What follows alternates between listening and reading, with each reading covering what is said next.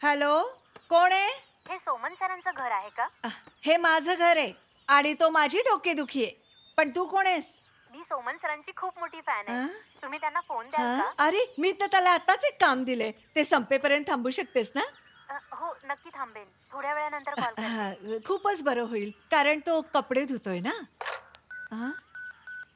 हां?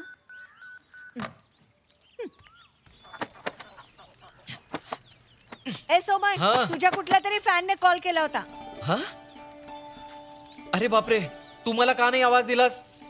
मला काय माहित कशाला कॉल केला होता. ती म्हणाली परत कॉल करेल तुला.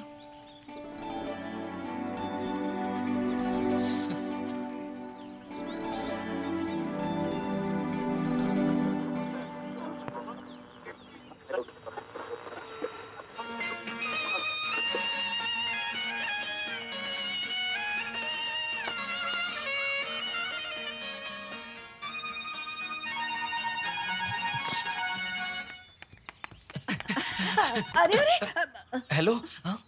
हॅलो, हां? सोमन सर हां. बोलताय का? हॅलो, तुला घरचा नंबर कसा काय मिळाला? मी जब्बारकडून तुमचा फोन नंबर घेतला. बरं केलंस. का? जर काय तू झालं? ऑफिस मध्ये फोन केला असता तर सनीने उचलला असता आणि तो अजिबात चांगला मुलगा नाहीये. अच्छा, म्हणजे सर थोडेसे पॉझिटिव्ह सुद्धा आहेत. पॉझिटिव्हनेस. मला तर अजून तुझं नावही माहित नाही. बरं, मला एक खरं सांगा, तुम्ही माझ्या फोनची वाट बघत नव्हता? नाही. काय? जर मी नाही म्हणालो तर खोटारडा म्हणशील.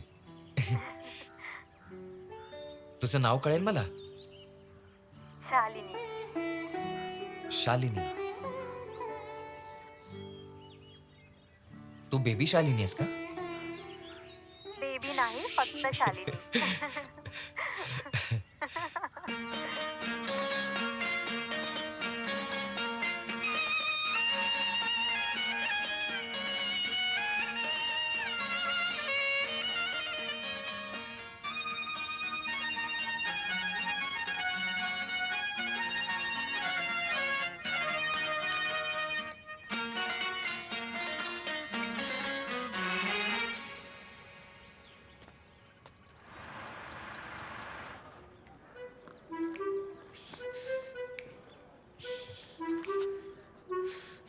ऑफिड्स आणि रोलर बम्प्स हे नारळाचे सगळ्यात मोठे शत्रू आहेत.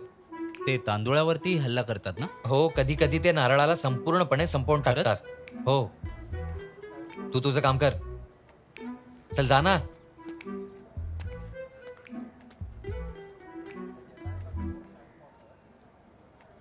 आता बोल. तुम्ही एक मोबाईल खरेदी करू शकत नाही का? खरेदी केला तर मी कधीही कॉल करू शकते. मोबाईल आरोग्यासाठी हानिकारक आहे शालिनी.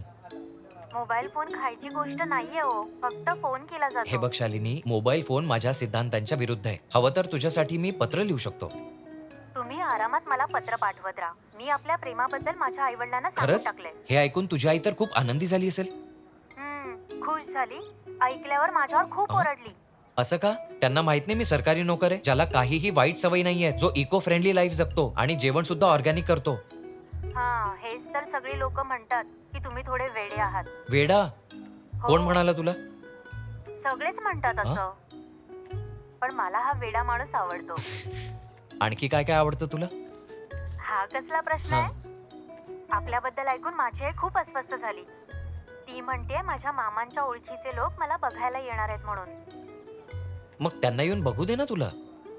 कोणीतरी येऊन मला बघावं हे मला आवडत नाही. मला येऊन बघणारे फक्त तुम्हीच असाल.